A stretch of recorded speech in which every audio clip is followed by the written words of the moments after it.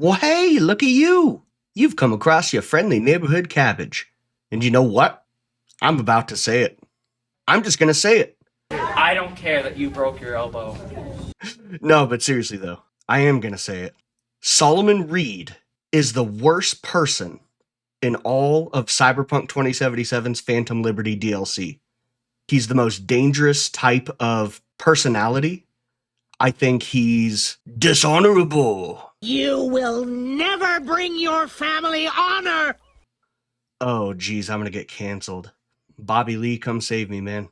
I'm digging myself a hole.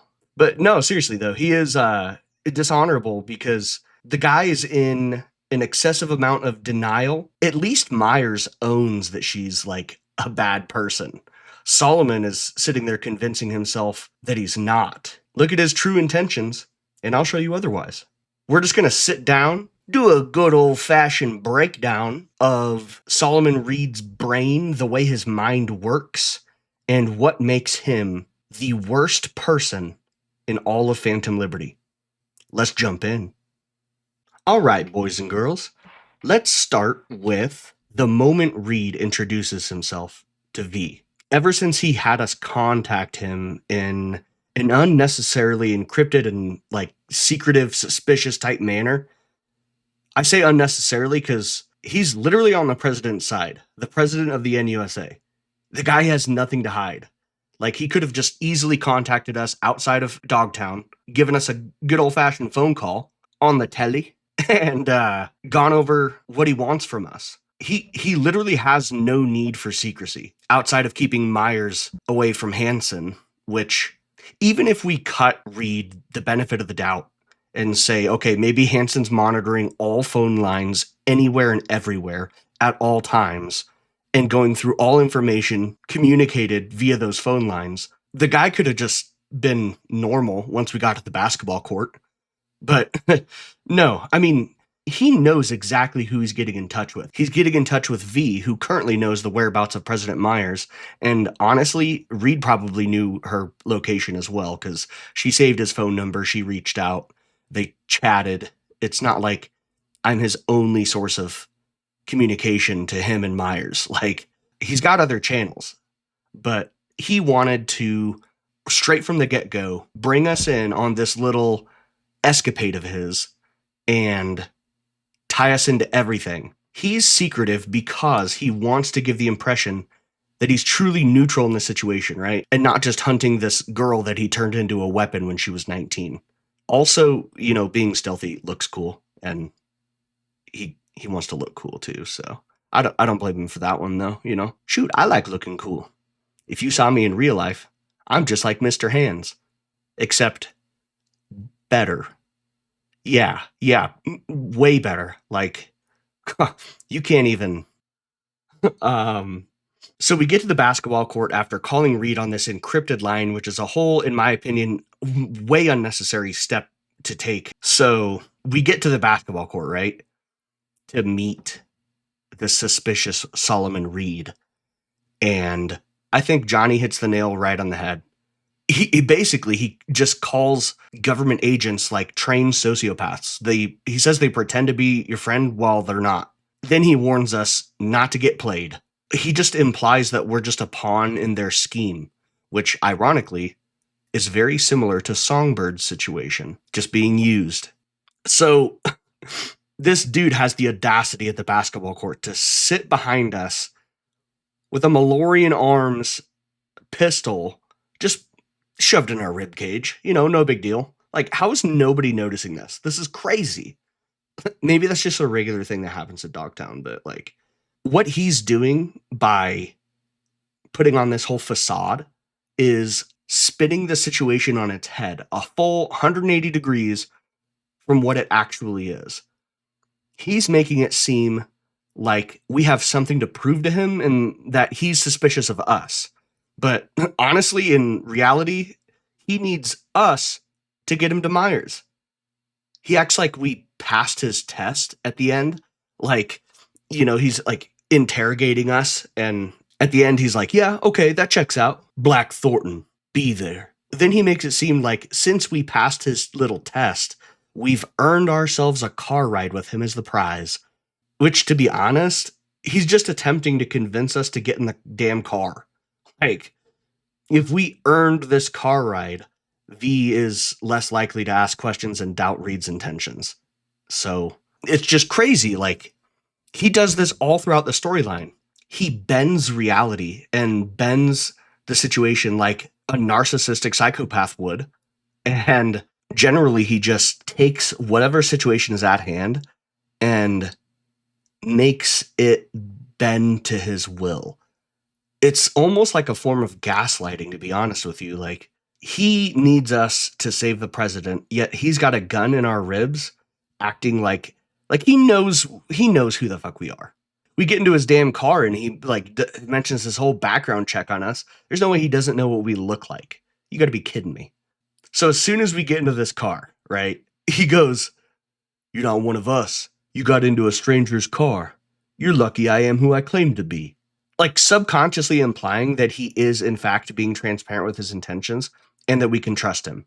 He needed a way to say, "I am who I claim to be," without sounding desperate. So he made us look stupid for getting into a stranger's car, which we know exactly who he is as well. So we jump in this car ride with him, right? We're going. It's boring, but if you just listen, he starts asking questions about why V's entangled in this mess. Again, subtly implying that we're already devoted to helping him and Myers.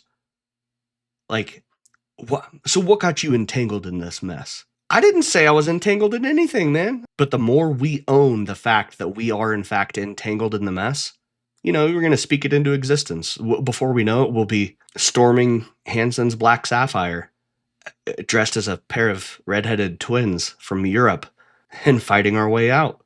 So if you picked I don't know all of the dialogue options, but basically when he asked, "What got you tangled up in this mess?" I just kind of replied like, I'm just asking myself the same thing. So he understands that he needs to now gain common ground with V. It's, like a super basic, I don't know if you want to call it a sales tactic, but like, it's just a tactic for getting on somebody's good side. He immediately responds with an empathetic remark when V refuses to give up information about being hired by Songbird. This totally gives the impression that he's on our side over everyone. Like, he's like, "Yeah, I know what you mean. I've been there before."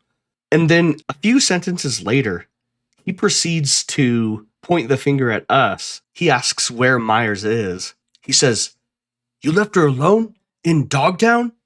Like, implying that the well-being of Myers is on our shoulders and a priority we should strive for. The fact that he thinks he has to obligate us even further to save the president of the NUSA's life really shows what he thinks of our moral compass as a career criminal, as an afterlife merc. He thinks we are an absolute piece of shit that just doesn't give a damn about anyone but ourselves. Like, bro, we already care. We're already going to save her. But he's going above and beyond to make sure that we're really tied down to this. Basically, he's making us his pawn already. And he says several things that I'll get into later, like about what he thinks of career criminals. The twins, murdered in cold blood. They were criminals. What'd you think we were going to do? Tie them up, let them wriggle free and call for help? Like, yeah. Yes. Spare their lives. They have nothing to do with this. They're just trying to make some money, dude. Trying to make that dough. Like, bro, that's crazy, man. Reed's crazy. He's just so manipulative. Solomon Reed's a master manipulator. So after he accuses us of potentially harming the president by leaving her alone, with guns, by the way. So after he points a finger at us, he proceeds to just, casually talk about his second job as a nightclub bouncer, answer a quick phone call, be a normal human being that's super relatable. There's a chance that he was being genuine there. Like, maybe he wasn't expecting the phone call. Maybe it was just by chance that he mentioned his second job as a bouncer, but I don't think that's very likely. Like, this dude is calculated and cold. It would be so easy for him to just like totally fake something that would make him super relatable. Like, oh, he's got a second job as a nightclub bouncer. He's He's an actual human being and not a self-denying, narcissistic, manipulative shitbag. Honestly, a lot happened in this car ride.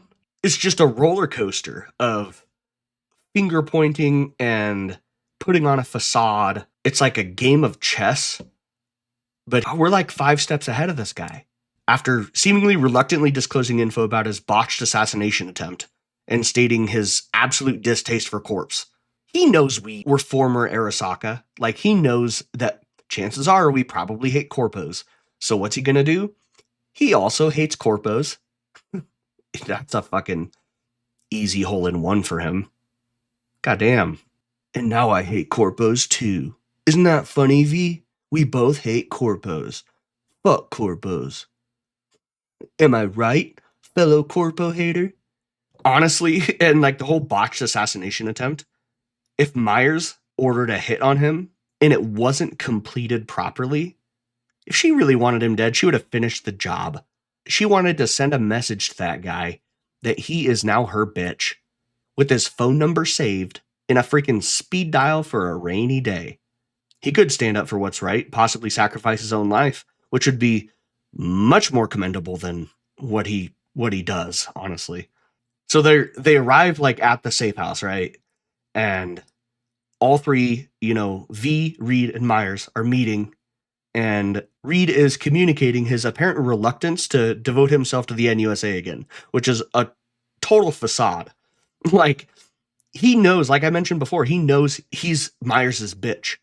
He was questioning our moral compass and our obligations, yet he's sitting here talking about how he's not necessarily fully inclined to help her. He's obligated to do so. So, like, dude, V, he's wanting V to picture him as a neutral party in the whole situation, because he knows it's most likely that Myers is going to be painted as a bad guy because she is one and she owns it.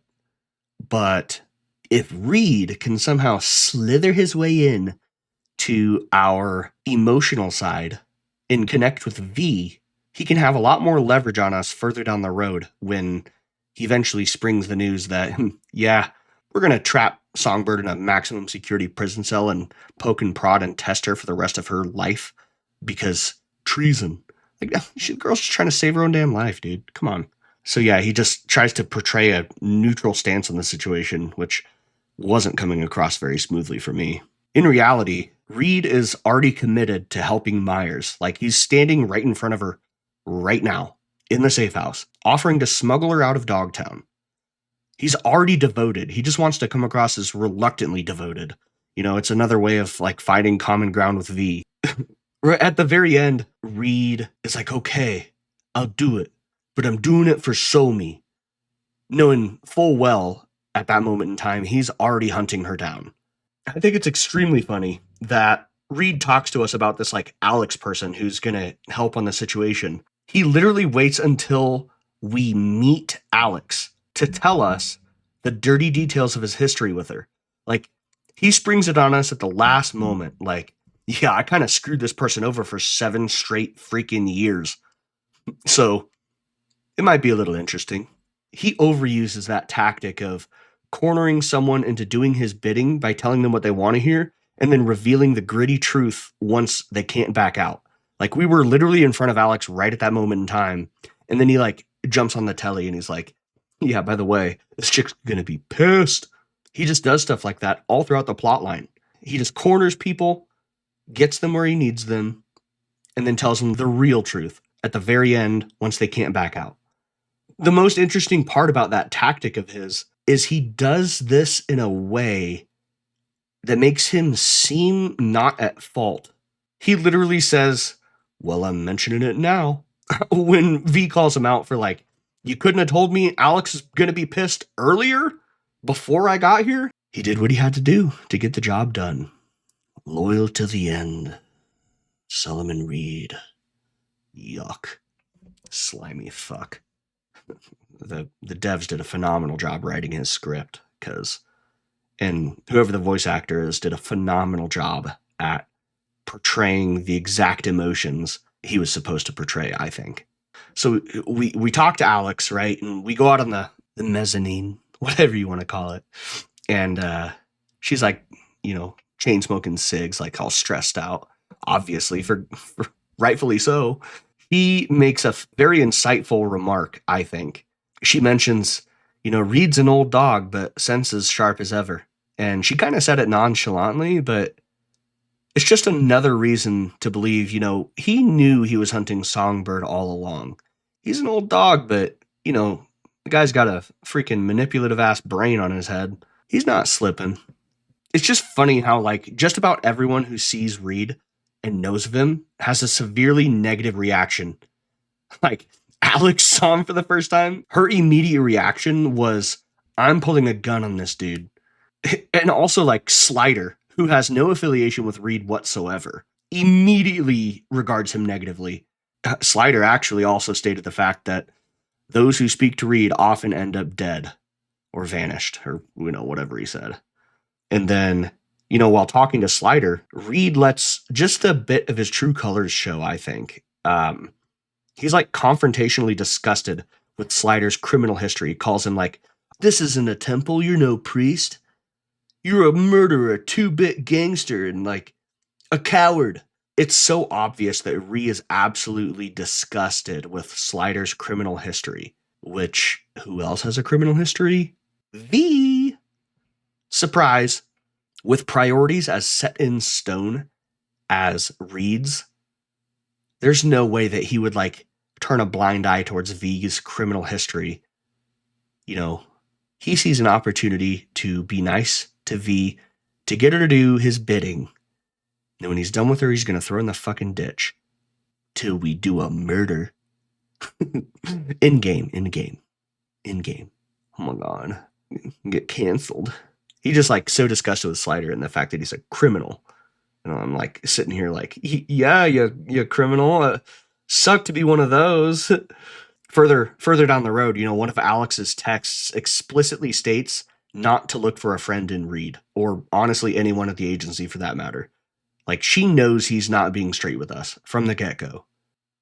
So I did notice that Reed has a tell, like somebody looking down and left before they state a lie. Reed has a tell when he's about to manipulate the situation. He doesn't do it every time, but, he does it several times throughout the plot line. It's his little safe phrase of, the situation's changed. He says that multiple times. The situation's changed. We'll talk about this later, but like the confrontation outside of the space shuttle, when he wants us to give Somi over to him, right before we did a murder in-game, we tell him, dude, we heard what you said about hunting Songbird, just don't shoot her in the head, to Myers. We know you're not on her side. It's obvious.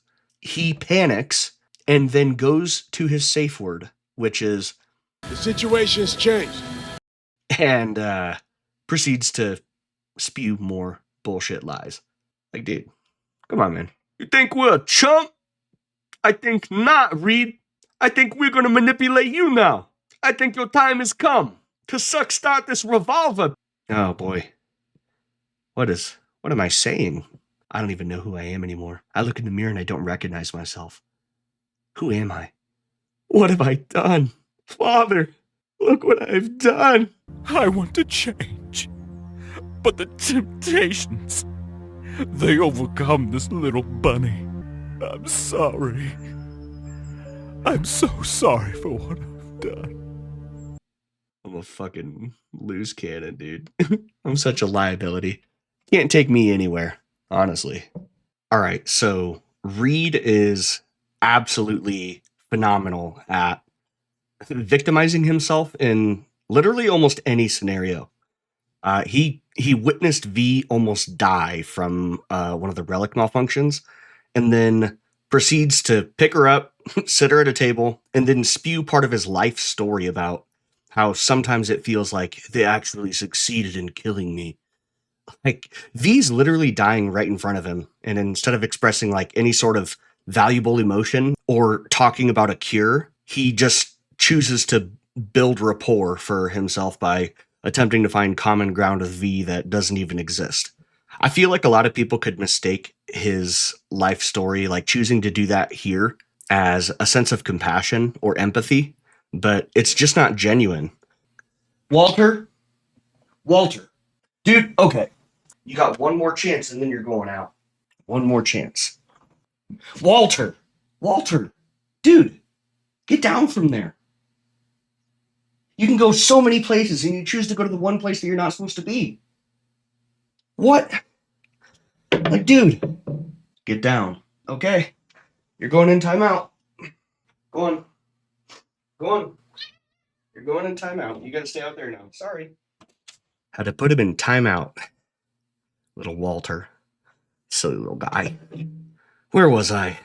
Oh, yeah. So, like, I feel like a lot of people could mistake him sharing this part of his life for empathy or, like, compassion towards V.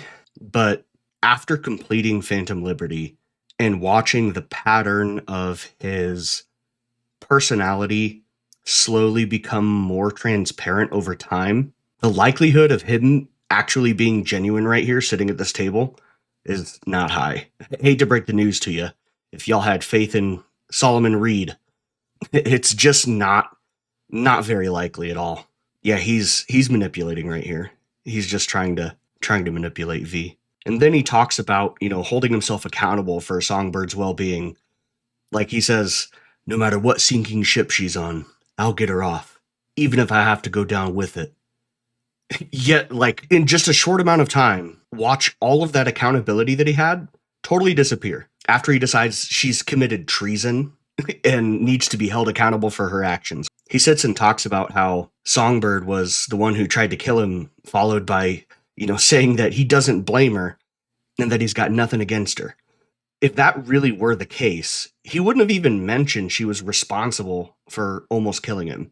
Like, if he really had nothing against her, he'd have kept that to himself. But he'd rather plant the seeds of Songbird being a bad person in V's mind. And he does this in a way that makes his actions appear commendable, to a degree.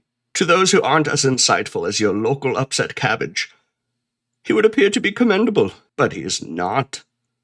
He's a sad man, and insecure, with a small Oh, jeez. I'm gonna get canceled. Better be careful. Treading on thin ice here, Cabbage. Watch yourself.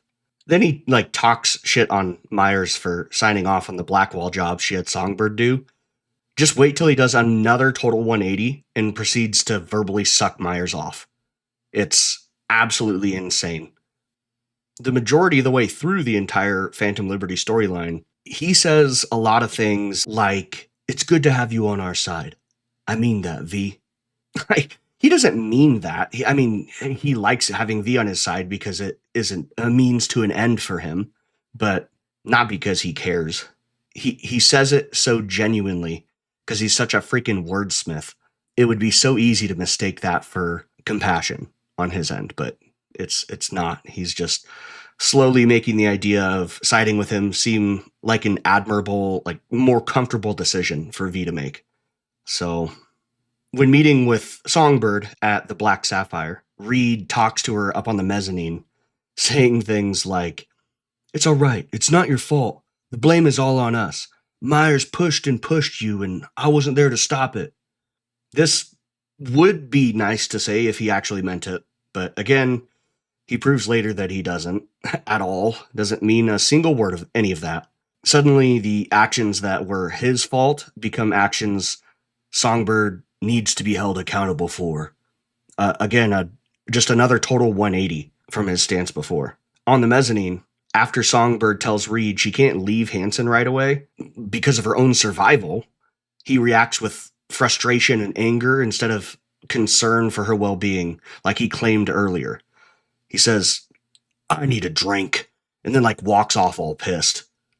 Dude, he's mad about not immediately accomplishing the mission at hand given to him by Myers. He doesn't care that she's in danger. He cares that Myers is going to be pissed because she sent him there to acquire Songbird, her little WMD, and he's not going to be able to do that right at this moment. So that's why he needs a drink. You could tell in his phrasing. Again, the devs to this game and the voice actors, phenomenal job at really expressing the depth of emotion that is behind each of these characters, especially Reed's sentences. They knocked it out of the park. I don't know how many takes they had to do to get that fully portrayed, but I think they did a phenomenal job. I really do. Like, phenomenal voice acting, really. So V goes down and, sees Reed at the bar, and he's having his drink, drowning in his sorrows, as Johnny said. When V's talking to him, he appears to come to the realization that Songbird's responsible for jeopardizing Myers' life in the plane crash. And he communicates this with V, like making sure she knows. Although, honestly, it's most likely that he already knew this, or at least had a suspicion. And if he actually cared about Songbird more than anything, like he says he does, he wouldn't have purposely made sure that V knew this. Like, he wouldn't have gone out of his way to have this conversation about coming to a realization that he's had for a while now. He just knew that it was most likely that V could possibly be coming to this realization and wanted to be a catalyst in that process happening. Again, if he did care about Songbird and he wanted to make sure that V was on the same page as him, he would have at least phrased it differently than, she cut a deal with Hanson, trading the president's life for the tech. Like, he's just in real time casually shifting from blaming himself for her wrongdoings to putting everything on Somi's shoulders. Even though literally just seconds ago, he told her, it's all right, it's not your fault, the blame's all on us. Dude, shut up. You can't contradict yourself this many times and not be found out by somebody who pays attention. This part, okay, so I'm going to say something that's like purely speculation, but when Reed's captured by Hanson during the roulette game, Hanson didn't have to let him walk. Like, he could have easily just killed him. I mean, there's no way to possibly know what happened behind the scenes, but in my opinion, Reed really must have manipulated that situation in order to get out alive. Like, Hanson literally had nothing to gain and everything to lose by letting Reed keep his life, yet he still did. The only argument for that, saying Hanson had something to gain by letting Reed live, is he wanted to send a message to Myers. He wanted a sole survivor to go back and pass along the word, a message of great warning to Myers not to step on his toes.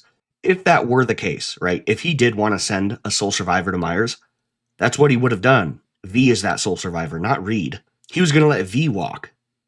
There's literally no purpose for him to let both of them go. So Reed really must have mooned and swooned that that conversation with Hanson, because, buddy, you're dying like 9 times out of 10 right there. That's crazy. Further down the road, time passes. Songbird gets in touch with V and wants to meet at her secret spot. And this is when we find out that Reed recruited her when she was 19 years old. He knocked on her door and took her from a normal life, or the potential to have a normal life, and totally catapulted her into constantly being used as a weapon since the day they met. This isn't to say that she was guaranteed a normal life further down the road by any means. There's no way to know what would have happened if Reed didn't knock on her door that day. But we can only operate on the knowledge that we do have, and we know that she's guaranteed to not have a normal life from that day on when Reed knocked on her door. It's arguably his fault that this whole jive happened. We do have to hold him accountable for turning Songbird from a 19-year-old girl into a weapon of mass destruction, constantly being sought after by every organization that knows about her, which would suck. That would suck. At the Ripper Doc, when V's going to get her identity face transplant type thing to take the twins' IDs, Reed says, the situation's changing fast. Situation's changing fast.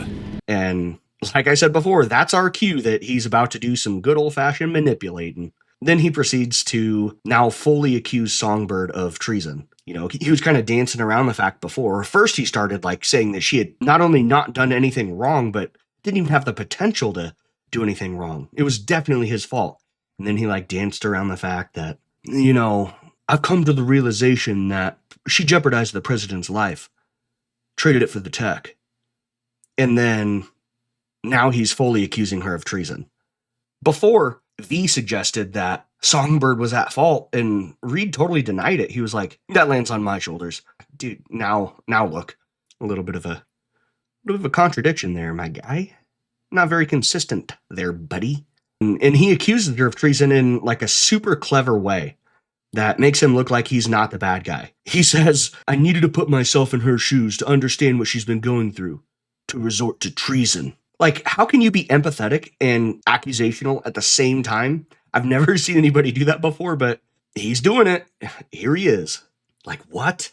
Then he proceeds to hit us with the proposition of backstabbing and betraying Somi. You know, this whole conversation with Reed also has an underlying factor of intimidation to it. If he accuses Somi of treason, and we help Somi instead of betraying her, V's also committing treason now.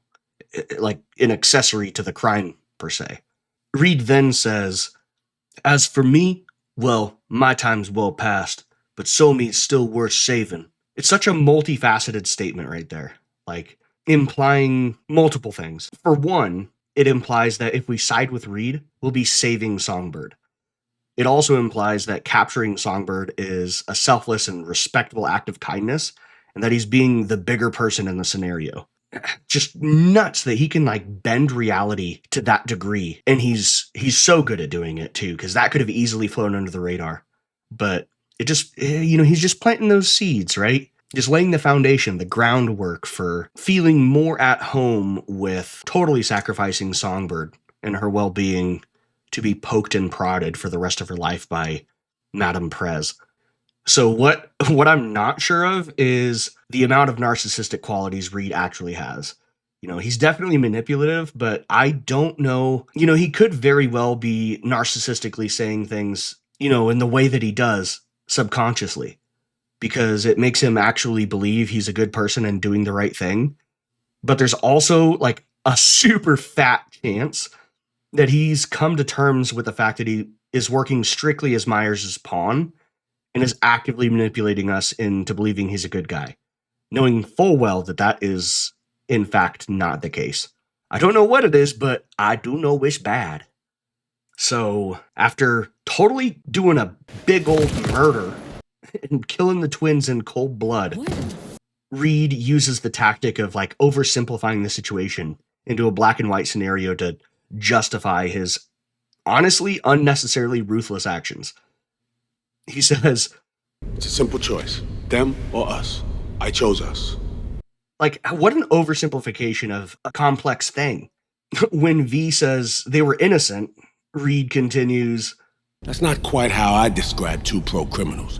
Which, ironically, is exactly what V is. A pro-criminal. That's who he recruited. Reed doesn't care about V. He cares about the mission at hand. He'd easily put a bullet in V's back if he didn't need her alive for the sake of the mission.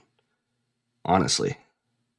After infiltrating the Black Sapphire, talking with Hansen, doing a murder in-game, and siding with Songbird, Alex radios him and, they're giving us the slip! Yeah, girl. We out. Peace. We help Songbird escape the Black Sapphire and escape the FIA at the same time. Calls V up on the old hollow. And he's pissed. Like, he's outright just angry. No more compassion. That's out the window. No more whatever happened to, going down with the ship that you're a captain of. That just doesn't exist anymore because his mission was failed. True compassion is not, it's unconditional. It doesn't lie in, if you do this for me, then I'll do that for you. That's striking a deal with somebody. Those aren't compassionate actions. Real compassion is totally unconditional. It exists outside of material things, like accomplishing your mission for Madame Prez, Reed. But yeah, he calls V up, and he's outright pissed. He straight up just calls Songbird a traitor, and states that this situation can no longer be solved. We, the FIA, we're gonna find you two. Which, again, a total 180 from his reluctant agreeance to helping the FIA with this. Now he's saying we, showing that he's still voluntarily part of the organization. which also shows, he was blatantly lying about hating Corpse earlier when he said that in the car ride with V. That was just an empty statement aimed at finding common ground with her, in becoming relatable, in a sense. One of the things that Reed does is when he runs out of ways to manipulate someone, he more often than not resorts to fear and intimidation tactics. In this phone call, V totally disregards him and shows that she can't be fooled any longer. He reacts by saying, "We'll see each other soon, and I'll expect you to mend your ways then," attempting to instill a fear of disobeying him and his authority that he doesn't even have. The dude's insane. It's crazy. Like, everything he says is just so twisted. This entire time, this entire breakdown, we've just been, everything that comes out of his mouth, the entire story, we can just pick apart. He says everything with an ulterior motive and agenda. He doesn't say a single thing genuinely. Everything he says is just aimed at accomplishing something. It's crazy. So, most people tend to show their true colors in a few situations, but especially when they're backed into a corner or out of options. And this is where the differences between Reed and Somi are most obvious. And it's when it's easiest to tell who's good and who's bad. So on the train, after Songbird and V literally go God mode, which was crazy, by the way. But on the train, when Songbird thinks she's on her deathbed and has no other options left, she becomes totally honest. And the first thing she mentions in her transparent last words, or what she so thought were her last words, is feeling true guilt about being previously responsible for Reed's potential death by following Myers' orders. However, on multiple occasions, when Reed is out of options, he displays his utter distaste for Songbird and her actions. Like, he shallowly calls her names like traitor and says she needs to be held accountable for the crime she's committed. Like, he's petty. He just is. He's superficial. All of his depth in his personality lies in dishonesty. He's witty, that's for sure, but he's not genuine. His so-called compassion for Somi was simply just an act the whole time. It never existed. Like, he's pissed at her. He sees her as an item to be used, something expendable, a weapon of mass destruction, not a human being. When Reed intercepts V and Songbird on the walkway to the shuttle, he already fully understands that V's compassion for Somi takes priority over everything in V's mind. V's like carrying Songbird in her arms, about to die. The first thing he does is attempt to exploit V's compassion for her by saying, "Look at her. Our neurosurgeons are her only chance." Like, shut up, you piece of shit. I said that with a little twang. Piece of shit. Shit. Oh my God. During his, what turn out to be last words, when V confronts Reed about agreeing to Myers' order to potentially kill Songbird, he is again out of options. He didn't know they heard that conversation. He thought that was behind the scenes. But, they watched that conversation happen in real time. They know he doesn't care. He didn't protest to killing Songbird at all. So when he's out of options, he panics and resorts to his little safe phrase of, "The situation's changed." The situation's changed. He says, "Just leave it to me. I can still help her." Which is crazy, because in one breath, Myers will say, "Just don't shoot her in the head." And he'll be like, "Yeah, we cool." And then in the next breath, he'll sit there and be like, "I can save her." Bro, we got you. You've been had, and you're about to taste the fucking dirt, dude. When he says, "Just leave it to me. I can still help her," this can be determined as total and utter bullshit with just the slightest amount of insight. There's no way, after the enormous spaceport battle which just happened, V and Songbird literally ripping Myers' entire army to shreds, there's no way that Myers and Reed would have ever reevaluated the situation. You know, if anything, Myers would just double down on making Songbird her personal weapon of mass destruction. After that, like, not only did she see her true, if you want to call it true power, her final form, like, she's also pissed because it costs a lot of money to lose that many people, man. God, how are we going to budget for this? Holy shit. It's a lot of paperwork, is what Myers is thinking. She's not going to be like, oh, now I really want to save Songbird. Wow, good point about killing all those people, V. You know, maybe I will reconsider saving her. No, what?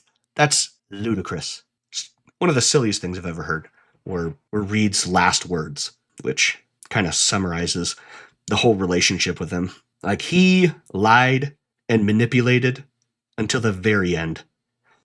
So anyways, I started blasting, and we proceeded to blow him off the face of the earth. See ya! But yeah, all of this information that we've gone over makes Solomon Reed the most dangerous person because of his mindset. If he had the resources that Hansen had, he'd be so much more dangerous than Hansen. You know, from a militaristic power standpoint, thank God Reed was just a pawn. You know, because if he were in any position of power, that dude would be an absolute liability. His mastery of manipulation and false empathy with just a touch of narcissism, it makes him so unpredictable. He simultaneously wants to be perceived as the good guy and the loyal servant. Myers, which I feel like if most people are going to perceive someone as the most dangerous person in Dogtown, it would be one of three people: Myers, Hansen, or Songbird. The reason Solomon Reed is more dangerous than Rosalind Myers is because he's not honest with anyone else, or himself for that matter, about his true identity. Like, Reed will, you know exactly who you're getting into bed with when you do business with Rosalind Myers. She's a cutthroat bitch. She's a real bitch. For lack of better vocabulary. But no, she's a badass, dude. She doesn't give a damn about nobody except making that money and power and greed and her ego. And it's pretty straightforward. Like, it's easy. She's easy to predict is what I'm saying. With Reed, you don't know if you're getting a straight shot statement from him or being put down a freaking rabbit hole of manipulation and lies. Could be either or, really 50-50 chance. Like, what? He's obviously more dangerous than Hansen because Hansen's dumb. Like, Hansen's ego, yes, again, just like Rosalind Myers, Hansen is honest with himself and very predictable. His ego drives his entire personality, looking like he's the man. That makes him exploitable, just like V did when she was pretending to be the French girl. Like, her and her brother. You know, he was like, "Are you testing me?" And she literally just flirted with him a little bit. And he let his guard down. He was like, "Fuck, you're entertaining." Like, dude, Hansen's the definition of a real simpleton. He just has mad resources and happened to be in the right place at the right time and turned out to run Dogtown for a while. Then he ate lead. Didn't work out too well for him. Songbird, without proper priorities, I would agree that Songbird is definitely the most dangerous person in Dogtown, or the entire game for that matter. Like, being able to harness the power of the Black Wall, it's the fourth dimension. It's unbeatable. It's God mode. It's crazy. But she has good priorities. The things that motivate Songbird are not greed or power or her own ego or money. The things that motivate Songbird are living a better life, true compassion for others. She had to lie to V, so she thought, in order to get V to help with the situation. But like, one of the final dialogue options on the train ride is you can choose for V to say, "I would have helped you anyway. You didn't have to lie because I would have." So I guess, you know, in summary, From a raw power standpoint, yeah, Songbird's obviously more dangerous, but you'll never see the effect of that unless she's captured and used by Reed and Madame Prez. So that's why Reed is the most dangerous, because of his unpredictability, his wit, his charm. He's a snake, dude. I think he'd be able to infiltrate just about anyone's confidence. I was on Reed's side for the longest time until Songbird came forward in her, secret couch, secret couch place. Until she was honest with us, then I knew I could trust her. Because something just wasn't rubbing me right about Reed. Like, something seemed a little off, but he was easy to trust because he seemed like the best option. But yeah, the guy's an absolute scumbag. So, if you enjoy what I offer, if you enjoy my things, if you like this shit, subscribe, ho. Oh my God. We're violent now. What happened to me? I blacked out. No, but seriously, if you enjoy my vocal frequencies, feel free to subscribe to the channel. I would genuinely appreciate it. I really would. I do this because I enjoy it, not because I get paid, because I don't. So, yikes. Anyway, I know there are probably a lot of people out there who are going to disagree with almost everything I said. Have a discussion in the comments. I'm totally down to talk about it. I'm not going to argue and be all mad. It's okay to be wrong. Oh God, that was toxic. Anyway, no, if you disagree, say so in the comments. I'd like to hear. Maybe I'm not fully informed. But with that being said, I'll see you guys next time.